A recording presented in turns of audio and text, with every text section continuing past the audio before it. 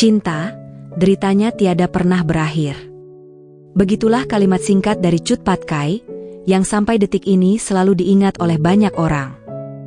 Jika kalian pernah menangis menonton film Romeo Juliet, Titanic, atau mungkin tenggelamnya kapal Van der Wijk, itu belum seberapa dibanding kisah cinta yang paling memilukan di dunia.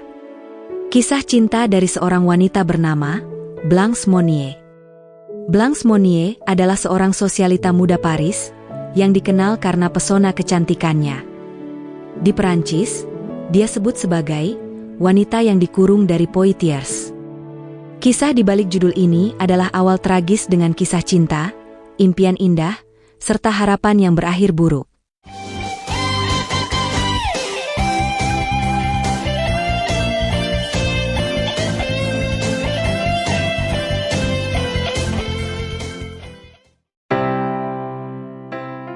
Monnier berasal dari keluarga kaya dan dihormati dari Poitiers.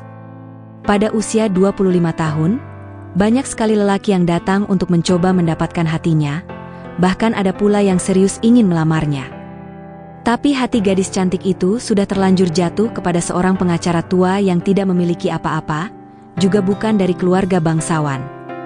Ibunya sangat kesal dan marah saat mengetahui hubungan itu.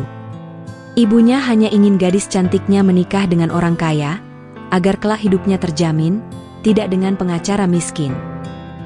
Namun, Monnier tidak menyerah, dia tetap bertekad ingin menikah dengan lelaki pilihan hatinya. Ibunya pun memutar otak, dan membuat rencana. Suatu hari, ibu bersama kakak Monnier bekerja sama untuk menjebak Monnier, dan rencana itu berhasil. Monnier berhasil dikurung di kamar loteng dan menguncinya dari luar. Selama gadis itu dikurung di sana, saudara laki-lakinya berbohong kepada publik bahwa gadis Monnier menghilang dan kabur untuk menjaga agar situasi tenang. Karena bagaimanapun juga masyarakat di sekitar sudah tidak pernah lagi melihat gadis cantik itu, bahkan keluarga Monnier berpura-pura menangis dan berduka, seakan-akan gadis itu sudah meninggal. Keluarga itu mempunyai reputasi yang baik, karena mereka sering menyumbang amal, dan dianggap sebagai keluarga yang cerdas dan pekerja keras. Orang-orang di sekitar mereka percaya dengan karangan yang dibuat-buat. Kebohongan ini terpendam lama, bahkan sampai kekasih gadis itu, sang pengacara meninggal dunia pada tahun 1885 secara tiba-tiba. Keluarga bangsawan itu menyembunyikan rahasia yang mengerikan selama bertahun-tahun. Bahkan berkali-kali mereka mengadakan pesta besar di rumahnya, tapi para tamu tidak tahu kalau di loteng atas sana, disitulah gadis cantik itu dipenjara. Setiap harinya, ibu atau kakaknya akan bergantian memberi makanan yang hanya dimasukkan melalui celah pintu. Bayangkan saja, gadis cantik itu terkurung di ruangan sempit, makan dan buang air kecil atau besar juga di tempat itu, tidak ada jendela sama sekali. Pengap, gelap, dan menyedihkan. Pada Mei tahun 1909 yang mengejutkan, Jaksa Agung Paris menerima surat kaleng yang menceritakan detail situasi gadis cantik Monnier yang terkurung. Dia sangat ketakutan, dia memerintahkan agar polisi segera pergi ke rumah Monnier.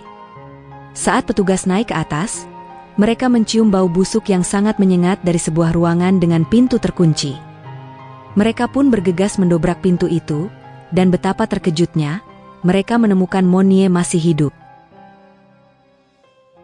Gadis yang dulu cantik, sekarang sudah tua, keriput, dan tubuhnya tinggal tulang belulang, dengan tempat tidur dikelilingi dengan kotorannya sendiri, serangga, makanan busuk, dan hewan pengerat. Polisi memecahkan jendela yang sengaja ditutup selama 26 tahun lamanya, yang berarti Monnier hidup dalam gelap selama itu. Louis dan Marcel ditangkap, ibu dan anak laki-lakinya diseret ke pengadilan. Marcel ditemukan tidak mampu secara mental untuk diadili. Sedangkan ibunya, Louis meninggal 2 minggu kemudian setelah terkena serangan jantung. Blanche Monnier dibawa ke institusi psikiatri, di mana dia menderita gangguan mental sepanjangan hidupnya. Dia meninggal pada tahun 1913, tanpa pernah bisa kembali bertemu dengan pujaan hatinya. Dia tidak pernah menyerah pada kekasihnya, meskipun dia meninggal pada suatu saat penahanannya. Cinta yang dia bawa mati, tanpa pernah menyentuhnya. Sungguh wanita yang malang. Tapi sampai detik ini masih menjadi misteri, Siapa sebenarnya yang mengirim surat kaleng ke polisi pada saat itu? Banyak yang berkesimpulan kalau yang mengirim surat kaleng tersebut adalah Marcel. Kakaknya sendiri yang kemungkinan tidak tega dan kasihan melihat adiknya yang tersiksa selama bertahun-tahun lamanya.